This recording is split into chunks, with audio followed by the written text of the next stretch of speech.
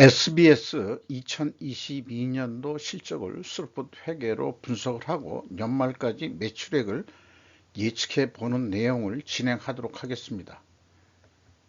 매출은 11.3%, 영업이익은 24.6%가 증가했습니다. 그리고 콘텐츠 자산 회전율이 7.6회존으로 산출이 됐습니다. 전년도보다 상승한 실적이 되겠습니다. 구독, 좋아요는 제게 큰 힘이 되겠고요. 그리고 필요하시면 1.5배속을 보시기 바랍니다. 먼저 원가회계 손익으로서 영업수익이 1조 원대를 달성해서 전년보다 11.3% 매출액이 영업수익이 증가했습니다. 방송 콘텐츠 자산이라는 것을 독특하게 잡고 있는데 이것이 2.2% 감소를 했습니다. 원가 회계상으로는 약간 불이익적으로 작용을 하게 됩니다. 방송 제작비를 일반 제조업으로 치면은 매출 원가라고 얘기할 수 있을 것 같아요. 방송 제작비가 6,769억 원이 들어가서 이것이 15.1%가 증가를 했습니다. 그러니까 방송 제작비는 많이 15.1%나 증가했는데 영업수익은 11.3%밖에 증가를 못했으니까 매출 총이익이 적게 증가했고요. 매출 총이익률 2.2% 떨어진 거로 돼 있고 거기다가 이제 사업 비용이라는 게 있고 판매 관리비가 있는데 이게 6.3% 증가를 했습니다. 그런 종합적인 결과 영업이익은 1,433억 원으로서 전년도보다 약 1.8% 증가한 것으로 그렇게 결산이 됐습니다. 자, 그러면 스루풋 회계는 어떻게 분석을 해내느냐? 마찬가지로 방송 제작비를 이 변동 요인으로 인식을 합니다. 그래서 매출에 비례하는 변동비로서 4,447억 원이 산출이 되는데 13%가 증가한 거로 되어 있습니다. 그래서 11.3% 매출 영업수익 증가보다 좀 높게 증가했기 때문에 방송 제작비 단가가 상승했다고도 추정해 볼 수 있겠습니다. 스루풋율은 0.7%가 감소했고요. 운영비용은 5.8%가 증가했습니다. 그 결과 TOE 생산성 상승을 했고요. 스루풋상 영업이익으로는 1,440억 원으로서 원가회계 영업이익보다는 6억 9,800만 원이 더 이익이 난 셈입니다. 그런데 2021년도는 그 차이가 또 2020년도 차이가 251억 원 스루풋 회계가 영업이익이 적게 났었고 반대로 2020년도에는 스루풋 회계가 276억 원이나 더 이익이 많이 났었습니다. 이것은 콘텐츠 자산의 증감액의 변동 요인이 작용했습니다. 그래서 재고자산을 보면 재고자산은 모두 저장품으로서 방송에 필요한 기자재 등등이라고 소개가 되어 있습니다. 이것은 매출원가에 작용을 하지 않습니다. 방송 콘텐츠 자산을 스루풋 관점에서 요거를 이 스루풋 관점에서는 역시 포괄 제공 성격으로 인식할 수밖에 없습니다. 이것이 20억이 감소한 것이 원가 회계 영업이익보다 이익이 더 나는 거고요. 2021년도에는 761억 원이나 크게 증가를 했기 때문에 뭐 전년도는 거의 동일한 금액이 또 이 감소를 했었죠. 이게 2020년도가 어떤 이 기폭제가 돼 가지고 콘텐츠 재고 자산이 팍 줄어든 것으로 이렇게 되어 있습니다. 이것 때문에 이익이 많이 적었다가 많았다가 그렇게 굴복이 심하게 된 원인이 되겠습니다. 스루풋 관점에서는 물론 포괄 제공비 성격으로 인식할 것이긴 하나 당해년도 콘텐츠 제작비를 당해년도 비용 처리하는 것이 원칙이기는 또 하나, 연말 드라마 제작비가 이익년도 방송되어 그때 히트쳐서 광고 수익이 크게 증가한다면 이런 가정을 해볼 수 있기 때문에 그 엔터테인먼트 기업에서도 방송 콘텐츠 자산은 한번 검토해 볼 필요가 있지 않겠냐, 이렇게 또 생각을 해 봅니다. 비용의 성격적 분류 내용을 분석을 함에 있어서 재고자산의 변동 범위는 적용되는 게 없습니다. 저장품이기 때문에 개별 제작비 등 해가지고 20.9%가 증가했어요. 그 다음에 결국 요 금액이 매출원가 재료비라고 할 수 있는데, 요것이 20.9%, 뭐 위에가 같은 금액이니까. 그리고 운영비용이 5.8% 증가를 했습니다. 그런데 이 그 운영 비용에서 그 판매 관리비를 뺀 게, 이게 이제 그 제조업체로 치면 이제 가공비가 되겠습니다만은, 이 SBS 같이 이제 방송을 하는 그런 업체 쪽에서는 이제 현장 운영 비용이라고 명명할 수 있겠죠. 건설업에서도 뭐 현장 운영 비용이다, 제가 그렇게 표현하고 있습니다만은, 이것이 1.2% 상승을 했습니다. 총 영업비용, 총 제조비용이라고 했지만 총 영업비용이라고 보시면은 그 이 현장 운영 비용이 죄송합니다. 상승을 했다는 얘기는 상대적으로 방송 제작비가 상대적으로 단가가 내려갔다, 이렇게 이제 또 해석을 할 수 있겠죠. 그러나 손익계산성으로 볼 때는 방송 콘텐츠 제작비가 단가가 상승된 것 같다, 이렇게 이제 추정이 되는데, 이게 좀 모순되게 나오는 추론이 나온다는 것은 뭔가 이 의구심은 좀 가져볼 필요가 있는 그런 내용이 되겠죠. 재고자산 매출원가 회계 투명성 검증 단계에서 PQ 총 제조비용이라고 했지만 총 영업비용이라고 얘기해도 될 것 같습니다. 그것이 이렇게 그 차이가 있는데, 이것이 이제 말하자면은 그 투입 재료비, 말하자면 변동비 성격으로 또 이 생산 재료비라고 그러죠. 투입 변동비. 그러니까 한마디로 콘텐츠 제작비의 차이겠죠. 이 금액은 일치를 합니다. 그리고 이제 2단계에서 보통 검증을 하는데, 저장품의 저장품은 해당이 안 되기 때문에 1번 포괄 제공으로 본 내용만 차이가 있는 거거든요. 요게 그러니까 콘텐츠 자산의 증가액이 되겠습니다. 이거를 현금 흐름표 기준으로 콘텐츠 자산을 검증을 해보면은, 현금 흐름표상으로 20억이 이 현금이 들어왔다 그러면은 콘텐츠 자산이 그만큼 감소해야 되거든요. 이게 일치를 합니다. 근데 2021년도는 현금이 745억 원이 나갔으면은 콘텐츠 자산이 745억 원 증가해야 되는데 더 많이 증가했어요. 761억 원으로. 그래서 16억 원이 더 많이 증가를 했는데, 이 내용은 무엇인지 추적이 되지를 않습니다.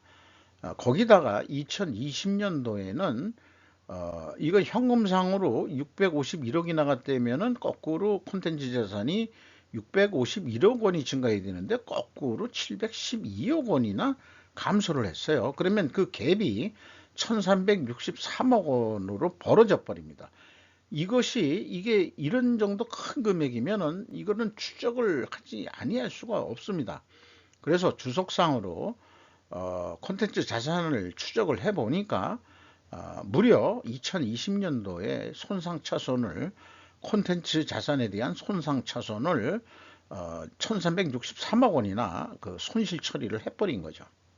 그러니까 이제 금액을 줄인 거죠. 손실차손으로.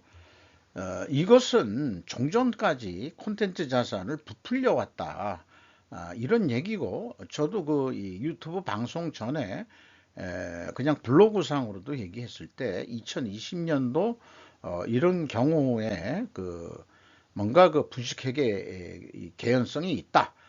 이렇게도 의견을 내본 적이 있는 거로 기억이 돼요. 그러면은 적어도 2020년도에, 2022년도에 와서는 이런 거 가지고 장난질을 안 하고 개과천선했다.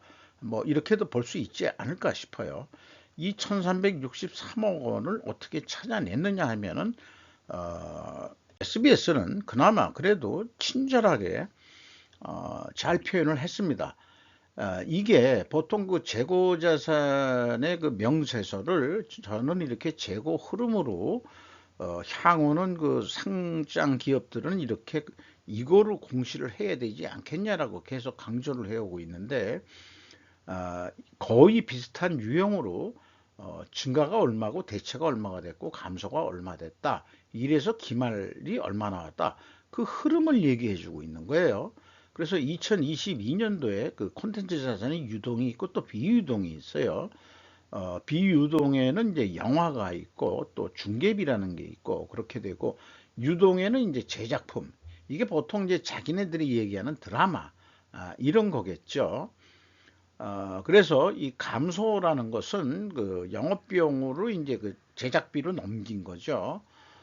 이렇게 되는 건데, 그래서 이 기초 금액의 913억 원은 전년도 기말재고 913억 원하고 일치를 하고, 또 이 2021년도의 기초 금액은 2020년도의 기초 금액과 일치를 합니다. 그렇게 해서 흐름으로 증가가 얼마가 됐고 대체가 얼마가 됐고 영업비용으로 떤 거는 얼마다, 이렇게 흐름을 다 얘기를 해주고 있습니다. 아주 이거는 잘 하고 있는 거예요. 그러면은 자, 이렇게 이 기말 재고가 팍 그냥 어느 날 갑자기 팍 줄어버렸어요. 여기 기초가 뭐 중개비만 해도 460억이었고 제작품은 뭐 유사하지만은 이 중개비가 좀 크게 이제 문제가 되네요. 여기서 보면은 어쨌든 증가가 864억 원에서 증가가 한 6,631억 원이나 증가가 됐는데, 결국 기말에 152억 원뿐이 남지 않았다면은 요건 영업비용으로 뜬 금액이고요. 나머지가 뭐냐? 아까 말씀드린 대로 1363억 원을 손상차손을 이렇게 중개비에서도 제작품에서도 그 다음에 중개비 비유동에서도 영화, 이렇게 왕창 손상차손을 처리했다는 얘기입니다.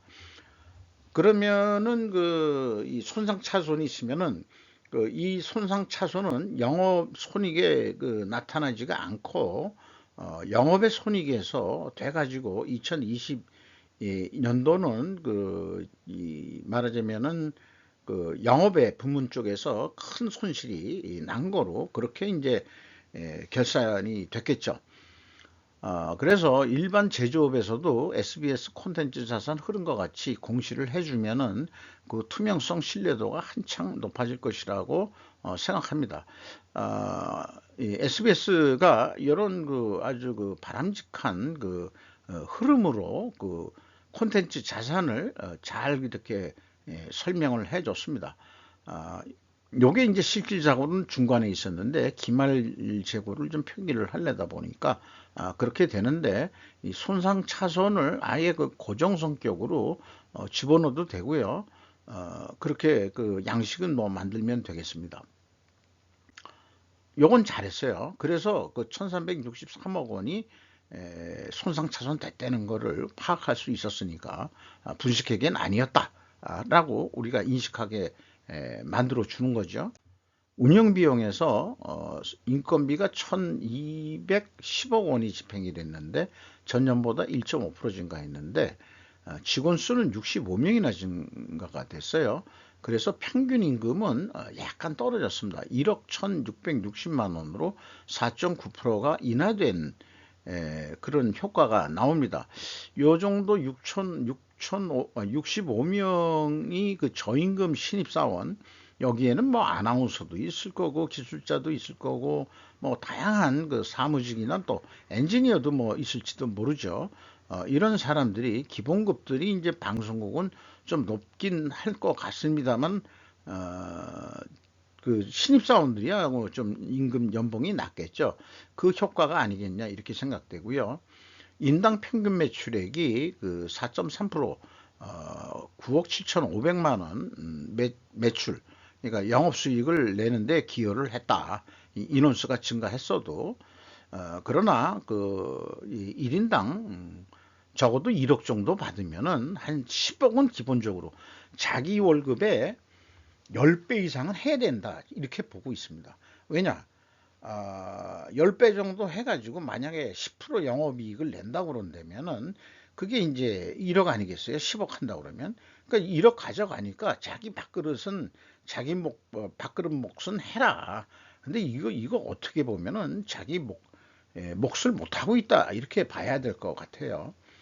광고 대행 수수료 1.6% 증가했고요. 그 광고비 나가는 게 이 방송에서 광고도 나오지만 그 광고 제작하는데 대행 수수료 뭐 이런 거는 또 이제 이 지급을 하는 게 있는 모양입니다. 근데 이런데 그 SBS하고 거래를 하면서 그 하는 어떤 업체들이 광고 업계들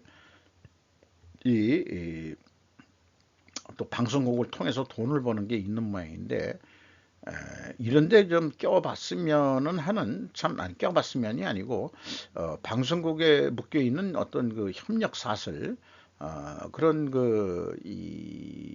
그런 어떤 그 유통 단계 사슬 공급 사슬들에 껴서 어떤 그 사업을 할 수 있다 하면은 매우 기분이 좋겠죠. 뭐 물론 특기가 있어야 되겠습니다만 각종 지급 수수료가 19% 크게 증가했고요.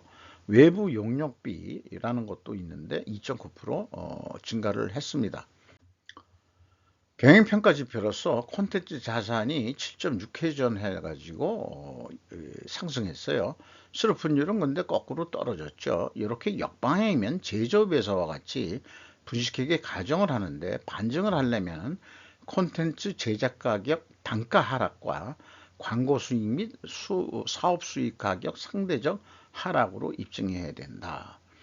그러니까 이제 그 콘텐츠 제작비가 스루프 손익상으로는 올랐다고 봐 있는데 이게 이제 그 콘텐츠 자산을 포괄 제공으로 보는 그 스루프 관점이기 때문에 이런 그 손익계산과 그다음에 비성분에서의 그 추론이 모순이 일어나는 거 아닌가 저는 그렇게 생각을 하고요.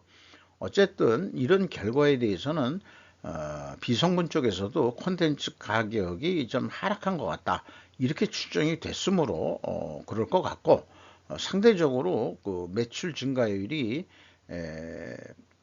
이 매출액상으로는 증가를 했습니다만 단가상으로는 낮게 이 제작 가격 하락보다도 더 낮게 수익 단가가 내려가지 않았느냐. 오르긴 오나 상대적으로 적게 올랐다. 이런 얘기가 되겠습니다. 나머지는 좀 참고들 해 주시고요. 현금 재무지표로 그 캐펙스 자본적 투자가 685억 원으로서 그 결과가 꼭 그 종속기업만은 아니지만은 23.6%로 3% 증가했고요. EAT 새우 현금 순이익은 1695억 원으로서 17.9% 현금 수익률로 전년보다 1.2% 하락을 했습니다. 채권자한테 원금 포함해 가지고 455억 원을 이자까지 해서 갚았습니다. 그래서 레버리지율은 25.3%로 감소를 했습니다. 주주잉여 현금 흐름은 이익 배당률인데 1.9% 높게 배당을 했습니다. 이것은 2020년도 배당률보다는 엄청 그 상승된 건데 2021년도에 2020년도에 그 평가 손실 뭐 어쩌고 해가지고 영업 손실까지는 아니지만 이익이 굉장히 작게 났었거든요. 그러니까 이익 배당을 안 했던 것 같습니다. 그래서 몰아가지고 결국 1.9% 이익 배당을 한 것 같습니다. 이 FEM 최종 1325억 원의 현금을 벌었다, 이렇게 얘기할 수 있겠습니다. 현금 버퍼율은 20.5%로 떨어졌고요. 19.2%. 이익잉여금률은 383.6%로서 75%가 증가를 했습니다. 이렇게 해서 그 2022년도 실적을 가지고 원가회계 개념으로 2023년도 매출액을 예상하면은 1조 원대 했는데 그 1조 1329억 원, 1조 1300억 원 정도 할 것 같다. 그러면은 1474억 원 정도 영업이익이 난다. 2022년도 실적보다는 좀 크게 그렇게 크게 증가할 것 같지는 않습니다. 그런데 이거는 이제 그 콘텐츠 자산이 10% 증가한다고 그럴 때 이제 이렇게 좀 이익이 더 증가하는 거로 이렇게 산출될 수 있고요. 그 다음에 거꾸로 10%가 감소한다면은 13만 4천 원 정도 남는 거로 아니 100만 원 단위로 얘기해야죠. 1340억 원 정도. 그래서 이 재고의 이 콘텐츠 자산의 증감 역량에 따라서 콘텐츠 자산이 감소한다면 원가회계상으로는 178억 원 영업이익이 감소하게 되어 있습니다. 콘텐츠 자산이 감소한다는 얘기는 그만큼 영업비용에 빨리 말하자면은 방송 송출을 해서 히트 칠 경우에 또 영업 수익 내지 광고 수익 이런 게 들어올 수 있기 때문에 좋은 건데, 원가 회계는 이렇게 역으로 결과가 나오게 된다는 거죠. 이게 이제 모순된 거다, 이렇게 말씀드릴 수 있겠고요. 스르프 관점에서 예측을 해보면은 유사하게 나옵니다. 한 1조 1,440억 원 정도, 약간 높게 됐습니다만은 원가 회계서처럼 단가 계약이라고 한다면은 113만 원 정도 단가 계약이 되면은 남는 게 그래도 꽤 남는다. 17만 9천 원. 그런데 말하자면은 여기에 WCA라고 했지만 콘텐츠 자산 회전율로 보시면은 8회전 5.6% 정도만 콘텐츠 자산 회전율을 올린다. 이렇게 되면은 이익이 2143억 원까지 100만 원 단으로 다시 환원해서 얘기하면 이런 결산을 볼 수 있지 않겠느냐, 이렇게 생각합니다. 주가는 2021년 말보다 1650원 증가했고요. 그 다음에 장부 가격 대비 장부 가격 대비로는 12%가 내려간 수치입니다. 이것은 이 장부 가격 상승분에 비해서 상대적으로 단가가 주가 단가는 그렇게 크게 오르지 않은 거다. 그렇게 볼 수 있겠습니다. TY홀딩스가 36.92% 지분을 가지고 있고요. 서암 윤세영 재단이 5.24%, 국민연금이 6.97% 지분을 소유하고 있습니다. 이상 SBS 2022년도 실적을 스루프트 회계로 분석을 하고 연말 매출액까지 예측해 보는 게임을 해 봤습니다. 마치도록 하겠습니다.